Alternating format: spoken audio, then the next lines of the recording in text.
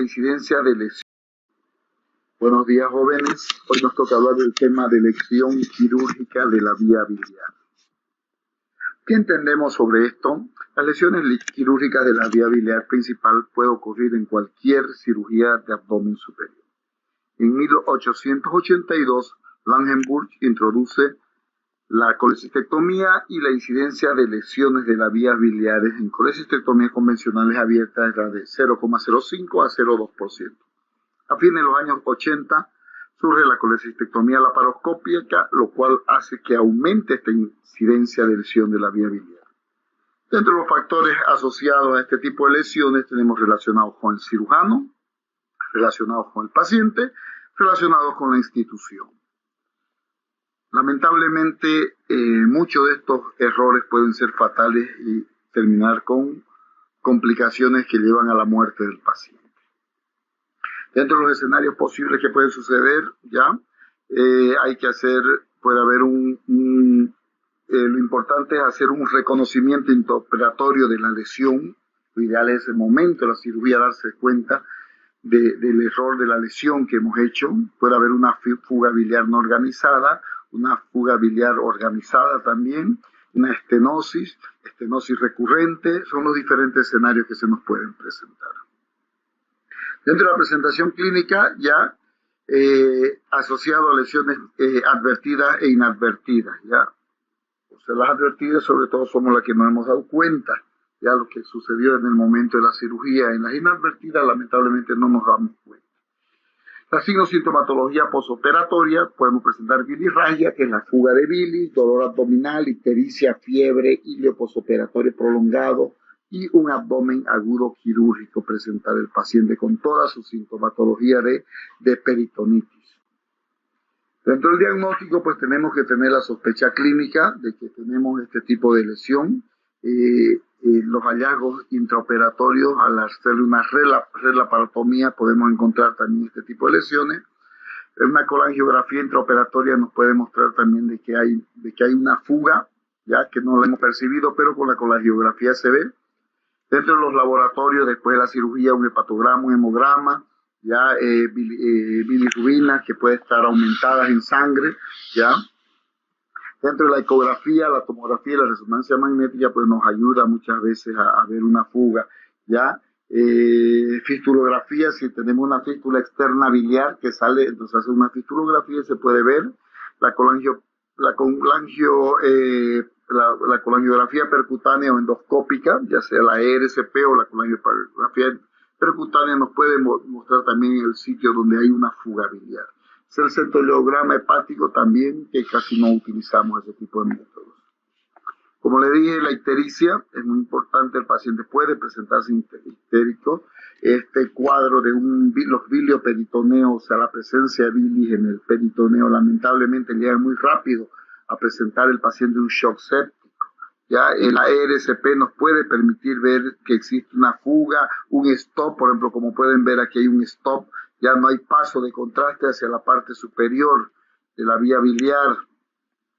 Hay algunas clasificaciones, como la clasificación de Bismuth, de que nos clasifica las lesiones de la vía biliar de acuerdo al nivel donde se produzcan. Por ejemplo, la tipo 1, que es una estrechez baja del colédoco, el segmento proximal es de más de 2 centímetros, ya antes de llegar a la bifurcación del colédoco.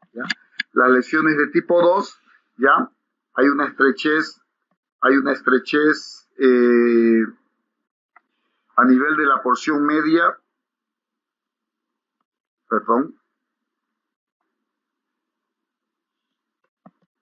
a nivel de la porción media del colédoco, más o menos el segmento proximal es menos de 2 centímetros, el proximal, el que da hacia el hígado.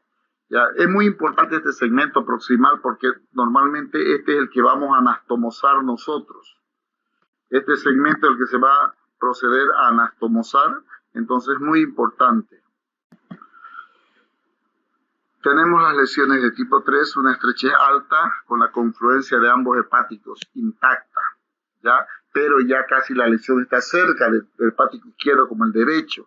En este caso, el hepático común no existe, hay comunicación por encima de la confluencia entre los dos canales hepáticos. Entonces aquí la anastomosis tiene que ser muy alta, ya no tenemos prácticamente colédoco. Ustedes saben que el colédoco viene desde la unión de los hepáticos derecho e izquierdo hasta el cístico. Ahí cambia el nombre y se llama colédoco. Entonces, en este tipo de lesión ya no existe el hepático, prácticamente lo han lesionado, lo han cortado y ya no hay. La lesión de tipo 4, la Bismuth tipo 4, la estrechez a nivel iliar interrumpe la comunicación entre los dos canales hepáticos. O sea, ya los hepáticos no están unidos, ya están separados porque los ha cortado, está tan alta el corte de que han quedado separados el hepático izquierdo y el hepático derecho. Y la lesión tipo 5, cuando el trauma involucra una distribución anómala de las ramas segmentarias derecha, uno de los canales puede estar separado del tracto biliar por la estrechez. ¿Ya? Entonces, la 5 es cuando hay alguna alteración, ya sea en el hepático izquierdo como en el derecho, hay algún canal, algún conducto aberrante, algo. A veces los LUSCA también, que son conductos aberrantes que están en el lecho hepático, están dentro de este tipo 5. ¿Ya? Y aquí vamos a ver los tipos de lesiones. Tipo 1 es cuando este segmento de aquí mide este segmento que separa este negrito mide más de 2 centímetros. No, esta no es la clasificación de Bismuth, ¿no? Pero le voy a explicar con este dibujito. Cuando este segmento de aquí del confluencia hepático hasta aquí mide más de 2 centímetros, tipo 1. Cuando mide menos de 2 centímetros, tipo 2. Tipo 3 es cuando ya el corte acá al ras, ya de los hepáticos, pero no están separados los hepáticos. La tipo 4 es cuando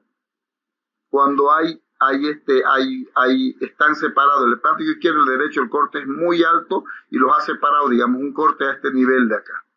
Entonces quedan separados ya los hepáticos. Esa es la tipo 4. Y la tipo 5 es cuando hay alteraciones, puede ser esta así, como esta 3A, como esta B, como esta así. Entonces, ese pueden ser las de tipo 5. Generalmente el que clasifica esta clasificación es Strasberg, que vamos a ver más adelante, que hace una clasificación diferente. Aquí vemos ya una colecistectomía, se ha hecho la colecistectomía, pero como vemos aquí, se ha retirado parte del conducto colédoco. Probablemente era un síndrome de Mirici, donde ya no existía un cístico y se ha extraído parte del conducto colédoco. ¿Ya? Aquí vemos también otra lesión de la vía biliar donde se ve que estamos contrastando, pero no hay un pasaje hacia abajo de bilis. ¿Qué es el síndrome de Mirici? Es la compresión de la vía biliar en forma extrínseca, o síndrome de Mirici, una complicación rara de la colelitiasis. ¿En qué consiste? Consiste en la obliteración del cuello de la vesícula, lo que llamamos bolsa de Hartmann. Un cálculo grande va haciendo desaparecer el conducto cístico y va pasando hacia el colédoco este cálculo, ¿ya? Entonces esto hace que se presente una fístula colecisto-coledociana, ¿ya? Entonces en las imágenes siguientes podemos ver las clasificaciones de Mirici. Entonces el síndrome de Mirici o fístula colecisto-biliar, ¿ya? Esta clasificación de síndrome de Mirici la hizo el doctor Attila Schenden en 1989 y los clasificó los Mirici. Mirici tipo 1, lesiones por compresión extrínseca del conducto hepático común, solamente compresión. La tipo 2, fístula colecito-biliar con erosión menor a 1/3 de la circunferencia del conducto conducto hepático común.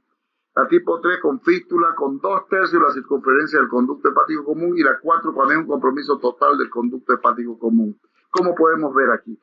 El síndrome de Mirici, ven, el cálculo está prácticamente haciendo desaparecer totalmente al conducto cístico, y el cálculo está comprimiendo el conducto hepático. En el tipo 2, 1/3 del conducto hepático está comprimido. En el tipo 3, 2/3. Y en el tipo 4 prácticamente el cálculo está dentro del colédoco, está comprimiendo y produciendo una obstrucción total. ¿Ya? Entonces la cirugía consiste en hacer la resección de esto, y no se hace la sutura directamente, sino se tiene que suturar y dejar un tubo de Kerr. En caso de que sea un tipo 4 y no se pueda realizar este tipo de procedimiento, se tiene que hacer la resección y se hace una anastomosis hepatoyeyunal. ya, si se puede una hepatoduodenal se hace, si no una hepatoyeyunal en forma de Y de Roux, se lleva un asa de yeyuno, ¿no? Ese es el síndrome de Mirici. Aquí, como podemos ver claramente en esta, se ve un síndrome de Mirici grado 4, donde está 2/3 del diámetro del hepático está siendo obliterado, obstruido por este gran cálculo que hay aquí. Eso es a través de una RCP, se ha podido ver. Ven, aquí está el endoscopio. Este es el endoscopio, se está haciendo una colangiopancreatografía. Aquí tenemos otra imagen de otro síndrome de Mirici, ¿ya? Y el paso estrecho de la vía. Aquí tenemos otro, ¿ya? Síndrome de Mirici. Ya, aquí hay un síndrome de Mirici que está obstruyendo totalmente, que aquí abajo debería estar contrastada el resto del colédoco hacia el duodeno y no se ve nada. Está produciendo una obstrucción total. Acá tenemos otro síndrome de Mirici. ¿Sí? Ya, aquí vemos el cálculo, la imagen del cálculo con la dilatación. Igualmente aquí, en tomografía. Ahora Strasberg nos hace otro tipo de clasificación ya de las lesiones de las vías biliares, ya por cirugía laparoscópica. Entonces la clasificación anterior que hablábamos, la de la clasificación de Bismuth, es para, generalmente se la hacía con cirugías abiertas. Strasberg ha hecho una clasificación para las lesiones de la vía biliar por vía laparoscópica y las clasifica, como le dije, la de tipo A, cuando hay una fuga biliar en un pequeño conducto, ya en continuidad con el hepático común, un conducto cístico o canal de Lutschka, los famosos conductos de Lutschka que llamamos, ya que son conductos aberrantes que salen directamente del lecho hepático hacia la vesícula. Tipo B, oclusión parcial del árbol biliar. Este conducto unilateral es casi siempre el resultado de un canal hepático aberrante, ¿ya? Tipo C, fuga de un conducto en comunicación con el hepático común también debido a un hepático aberrante. Como ven, normalmente aquí son ligaduras que se hacen de los, clipaduras que se hacen de los conductos, pero son presencia de conductos aberrantes que laparoscópicamente muchas veces no se ven. Tipo D, aquí sí hablamos de una lesión lateral, ya, de los conductos extrahepáticos con canulación inadvertida del hepático, ya, o sea, se lo clipa. El colédoco durante la realización de una colangiografía generalmente, ya, o sea, se hace la colangiografía y se canula el hepático y se lo clipa para hacer una colangiografía y muchas veces se lo secciona. La tipo E es circunferencial de los conductos hepáticos mayores. Este tipo E corresponde a la clasificación de Bismuth de estenosis de la vía biliar. Entonces, Strasberg clasifica en A, B, C y D. Toda esta clasificación es específica para cirugías laparoscópicas. Y el tipo E es lo que corresponde a la clasificación de Bismuth que vimos anteriormente. La tipo 1, tipo 2, tipo 3, tipo 4, la clasificación de Bismuth. Y tipo 5, perdón. Aquí vemos en esta figura las diferentes lesiones que podemos hacer al traccionar sin darnos cuenta en una cirugía laparoscópica. Este es el colédoco, hepático izquierdo y derecho, y este es el cístico. Entonces muchas veces nosotros traccionamos y no nos fijamos de que estamos traccionando el colédoco, entonces ahí procedemos a hacer el clipado. Ya, entonces, como dije, traccionamos a veces, creemos que esta es la parte distal, esta es la proximal, y clipamos de esta forma, ¿ya? Aquí en esta imagen nos muestra un conducto aberrante, ¿ya? Un conducto hepático aberrante, donde de ese conducto aberrante nace la citis que está en la vesícula. Entonces lo ideal sería hacer este tipo de clipadura y cortar, ¿no? Pero muchas veces solamente clipamos acá y cortamos y dejamos esta parte fugando. Son diferentes opciones. A veces clipamos muy abajo y mordemos, traccionamos mucho la vesícula y mordemos el conducto colédoco y hepático produciendo su obstrucción con los clips.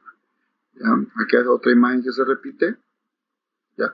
A veces al pinzar podemos también lesionar podemos producir una lesión del conducto hepático colédoco y desgarrarlo y hacerlo sangrar.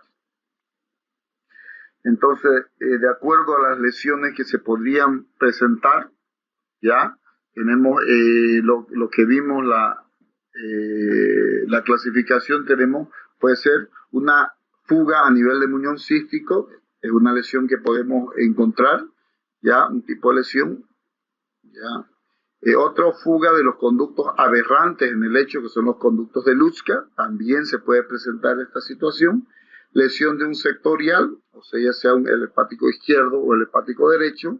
Lesión combinada de sectoriales, ya hepático y vía biliar común. Lesión aguda de la vía biliar y confluencia intacta, ya cuando cortamos, ya esas son las 5. Lesión crónica de la vía biliar común y confluencia intacta, lesión aguda de la confluencia y por último el 4B, lesión crónica de la confluencia. Entonces, como pueden ver, tenemos 5A, 5B, 6A y 6B. Tenemos 6 tipos de clasificaciones también que se pueden encontrar en este tipo de lesiones, clasificaciones laparoscópicas. De acuerdo a este tipo de lesiones, pues tenemos los diferentes tratamientos que se tendría que hacer. Cuando tenemos una fuga biliar proveniente del conducto cístico, es una lesión muy buena, muy benigna, porque probablemente fue porque no clipamos muy bien el cístico, entonces se ha presentado este tipo de fuga. Entonces se puede presentar como una fuga no organizada, o sea que se expandió la bilis y no hizo una peritonitis biliar, o una fuga organizada que no hace un bilioma. Ya, el diagnóstico pues se lo hace de acuerdo a la sintomatología, ecografía, tomografía, inclusive ver las colecciones, ¿no? Y el cuadro, si es fuga no organizada, nos va a dar una peritonitis. ¿Ya? El tratamiento hay que hacer la laparotomía, hay que ligar ese muñón por donde está fugando bilis, ya lavar perfectamente esa cavidad, ya drenar las colecciones y lavar muy bien, y colocación de drenaje. Ese es el procedimiento que se tendría que hacer. En la lesión de tipo 2, los conductos biliares aberrantes, o sea, conductos de Lutzka que llamamos nosotros, como digo, cuando hay reconocimiento intraoperatorio, ¿qué es lo que nosotros hacemos? Le hacemos un puntito ahí en el lecho hasta el conducto y lo cerramos. Puede haber fuga organizada o no organizada al igual que el otro. Entonces, una vez hecho el diagnóstico, el tratamiento hay que hacer, si no es dentro de la cirugía, pues una laparotomía, hay que drenar el líquido, sutura del lecho, porque eso no se puede clipar, no se puede quemar, ya como si fuera un sangrado, pues se puede quemar, no, pero la bilis no coagula, así que hay que hacer una sutura, un punto en ese lecho donde está fugando el conducto aberrante y la colocación de drenaje. La lesión de tipo 3, cuando hay una lesión sectorial de inserción baja, ya, la lesión sectorial se drena el segmento 4, va el segmento 6 y 7, y la sección anterolateral que drena el segmento 4 y 8. Dentro de la presentación clínica, si hacemos reconocimiento, podemos reconocer durante la cirugía, pero después de la cirugía puede haber una fuga no organizada o fuga organizada. Entonces se hace el diagnóstico, el tratamiento, una laparotomía nuevamente, ir a ligar este muñón, ya, el cual está drenando, ya, y hay que hacer drenaje de las colecciones de tubulares, ¿no? Si es necesario hacer alguna anastomosis o algo y dejar algún drenaje, pues se hace. La lesión tipo 4 son lesiones combinadas de sectoriales hepáticos y de la vía biliar común. La lesión sectorial más lesión del colédoco, lesión de ambos sectoriales más hepático izquierdo, lesión de un hepático principal, ¿ya? El tratamiento de la ligadura del sectorial y reconstrucción en Y de Roux del colédoco, ¿ya? Entonces el sectorial se liga y se tiene que hacer si hay sección del colédoco, pues una hepático, una colédoco y uno anastomosis en Y de Roux.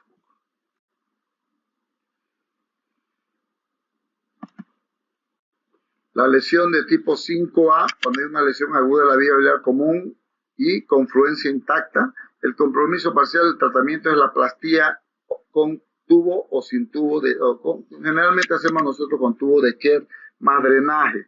Ya cuando hay una lesión solamente aguda, cuando se ha pellizcado y hay una perforación de la vía biliar común, ¿ya? Cuando hay una sección total, el tratamiento es la colédoco anastomosis terminal y se deja un tubo en T, ¿ya? Se puede hacer también una hepatoyeyuno anastomosis en Yede-Rux, cuando no se puede hacer una anastomosis término-terminal. Aquí vemos un drenaje biliar externo donde hay pero aquí hay una obstrucción por un mirici, ¿no? Otro drenaje biliar externo izquierdo, ya donde se deja como los tubos de Kerr. Se ha reparado la vía biliar y se deja tubos de Kerr. ¿Ok? Un puro drenaje hecho por tubos de Kerr. Entonces, la colédoco-anastomosis término-terminal se hace de esta forma, ¿ya? Pero nosotros al hacer la colédoco-anastomosis siempre dejamos un tubo de Kerr. Podemos dejarlo fuera de la anastomosis, o a veces lo dejamos también ahí en el mismo lugar donde hemos hecho la anastomosis, el tubo en T. Puede permanecer hasta un mes, podemos dejarlo ese tubo ahí sin ningún problema, ¿ya? Otras veces lo dejan hasta 3 meses. ¿Ya? Y esta es la Yede-Rux, que se hace una colédoco-yeyuno anastomosis o hepato-yeyuno anastomosis. Aquí se hace la anastomosis del conducto hepático común o el colédoco hacia el yeyuno, que se lleva de esta forma. Ya se puede llevar un asa en Yede-Rux o un asa, un asa omega, en forma de omega también se puede llegar sin hacer la Yede-Rux. Ya depende de la técnica que domine mejor el cirujano. Las lesiones 5B, cuando hay una estenosis cicatrizal de la vía biliar común con confluencia intacta, o sea, en caso de estenosis, ¿ya?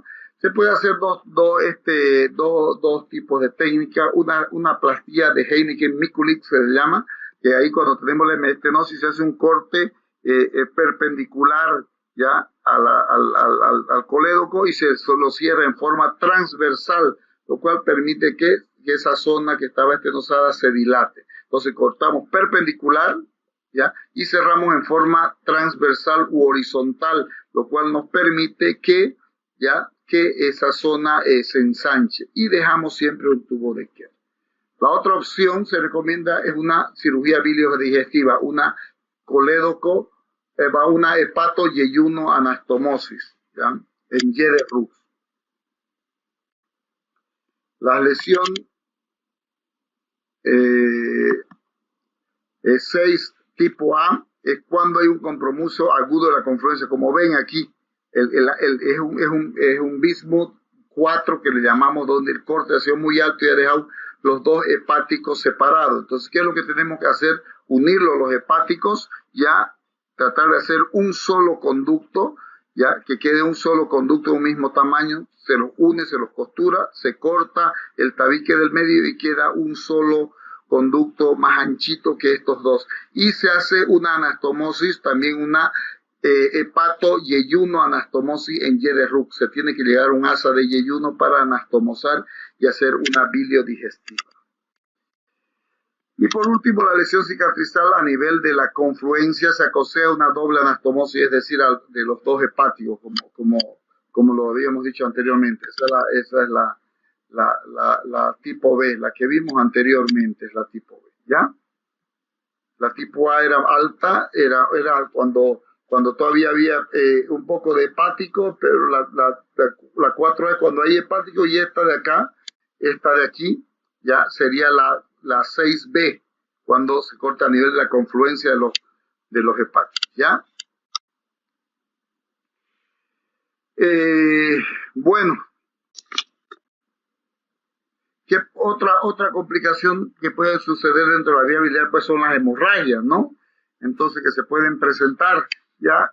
¿Cómo diagnosticamos? Pues los antecedentes de la operación, síntomas de shock, anemia, salida de sangre por el drenaje, hematoma de la herida, ¿ya? Habría que hacer, entonces el paciente está taquicárdico, puede estar sudoroso, con sudoración profusa, polipneico, ¿ya? Se hace un hematocrito y una hemoglobina, lo cual nos va a demostrar que están bajos, ya una ecografía abdominal mostrándole líquido libre en cavidad, entonces lo cual amerita pues que se tiene que hacer una relaparotomía a este paciente, ya se puede hacer una videolaparoscopía o una laparotomía, y en paciente con deslizamiento, pues generalmente se puede presentar por una dehiscencia de la ligadura de la arteria cística, ya lo cual hace que se produzca este sangrado. Si hay hemorragia del lecho hepático, se debe tratar como una herida hepática, nomás se tiene que coagular, electrocoagular. Muchas veces tenemos que dejar gel foam, que son unas esponjas hemostáticas, en esas zonas para poder reparar ese sangrado hepático. La arteria cística, pues se tiene que volver a ligar esa arteria sangrante.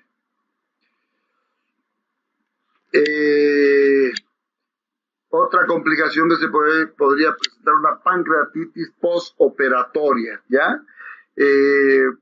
Puede ser por una ligadura o sección del colédoco, el paciente debutar también con una pancreatitis, ¿ya? El diagnóstico, pues por la misma sintomatología propio, va a presentar síntomas de una ictericia obstructiva, un síndrome coledociano, por la ligadura y sección de este conducto. El tratamiento tiene que ser en un hospital ya grande, donde haya personal especializado en poder hacer la reparación de la vía biliar principal de acuerdo a las diferentes técnicas que puedan presentarse. ¿Qué pasa si, digamos, la arteria hepática, sobre todo la hepática derecha, es la más factible de hacer una ligadura dentro de la cirugía de vesícula biliar? Entonces, hay que ver los antecedentes de la operación para saber la sospecha.